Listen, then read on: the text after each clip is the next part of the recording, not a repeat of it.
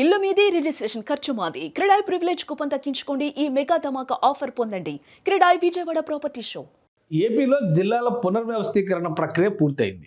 మొత్తం 26 జిల్లాల నుంచి ఇప్పుడు 28 జిల్లాల రాష్ట్రంగా మారుతుంది. ఈ పునర్వ్యవస్థీకరణ సమయంలో 9 జిల్లాల్లో ఎలాంటి మార్పులు జరగలేదు. ప్రభుత్వం ఇచ్చినటువంటి నివేదిక ప్రకారం ఆ 9 జిల్లాలు ఏవి, అలానే మిగతా 17 జిల్లాల్లో కూడా 2-3 మార్పులు జరిగినటువంటి జిల్లాలు కూడా ఉన్నాయి. ఆ జిల్లాలు ఏవి ఒకసారి విశ్లేషించేటువంటి ప్రయత్నం చేద్దాం. ఆంధ్రప్రదేశ్ ముఖ చిత్రం మారేటువంటి నిర్ణయం ఇది. ఎందుకంటే జిల్లాల స్వరూపాన్ని మార్చిపోతున్నారు కాబట్టి మొత్తం ఏ మార్పులు రాబోతున్నాయనే దాని మీద ప్రభుత్వం ఇచ్చినటువంటి నివేదిక ఇది.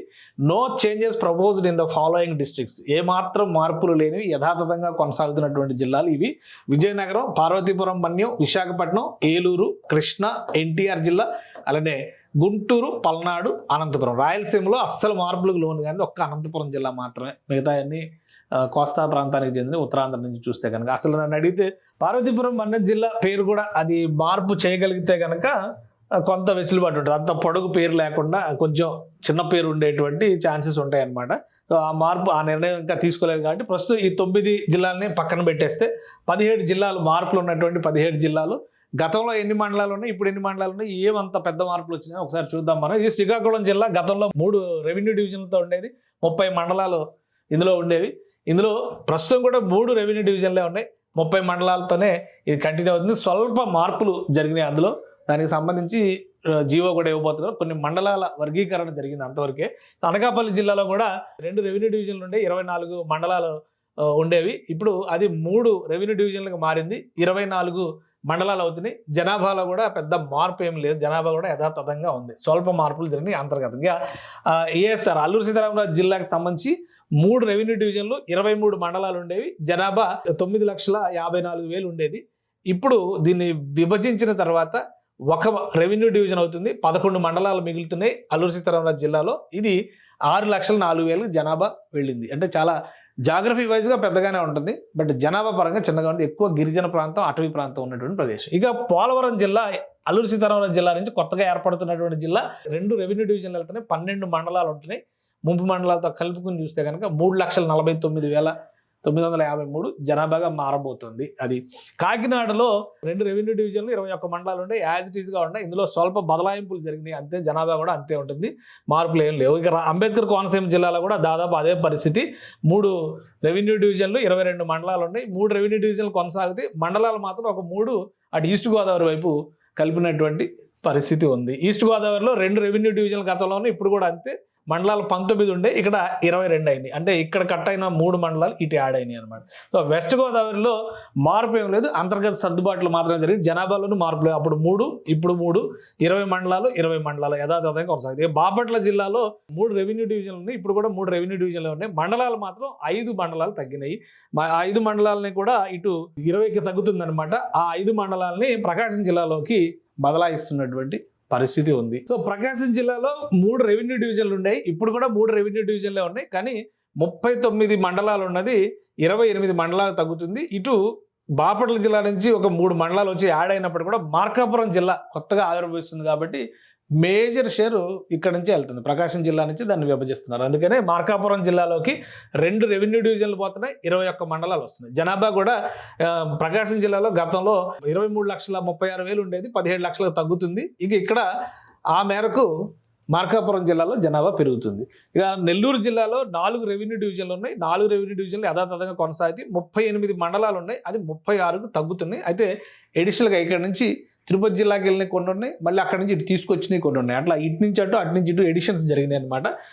జిల్లాల మధ్య బదిలీ జరిగింది. ఇది అంతర్గతంగా జిల్లా మధ్యలో కాకుండా జిల్లాల మధ్య కొన్ని బదలాయింపులు జరిగినాయి. అటు తిరుపతి జిల్లా కావచ్చు, ఇటు ప్రకాశం జిల్లాతో కావచ్చు, ఈ బదలాయింపులు జరగడం వల్ల మండలాల సంఖ్య తగ్గింది. జనాభా కూడా 24,69,000 నుంచి 23 లక్షలకు దాదాపు చేరింది. ఇక తిరుపతి జిల్లా 4 రెవెన్యూ డివిజన్లు, 34 మండలాలు ఉన్నాయి.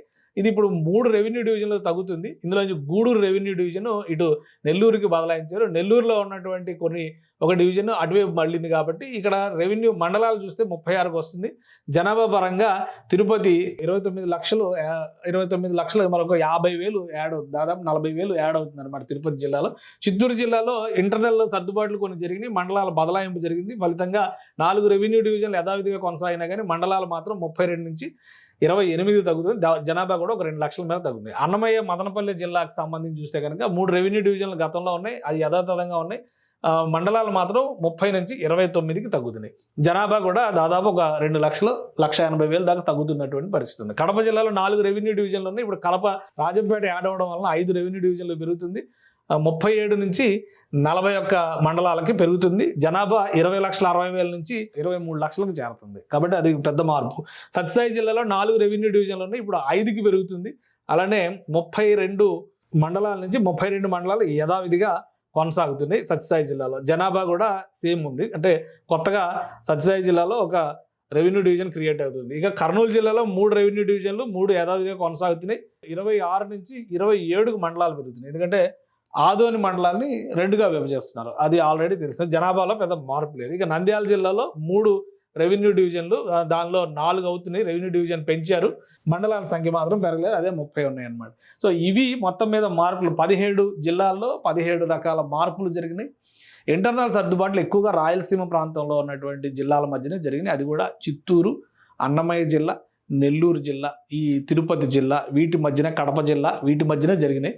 కాబట్టి 17 మార్పులు, 9 అయితే ఎలాంటి మార్పులు లేవు. ఇది శాశ్వతం కాదు, ఈ ఏడాదికి చేసినటువంటి అడ్జస్ట్మెంట్. ఎప్పుడైతే 2026 జూన్ నాటికి జనాభా లెక్కల సేకరణ ప్రక్రియ పూర్తవుతుందో ఆ తర్వాత డీలిమిటేషన్ ప్రక్రియ ప్రారంభం కాబోతుంది. డీలిమిటేషన్ తర్వాత రిజర్వేషన్ల ప్రక్రియ కూడా ఉంది.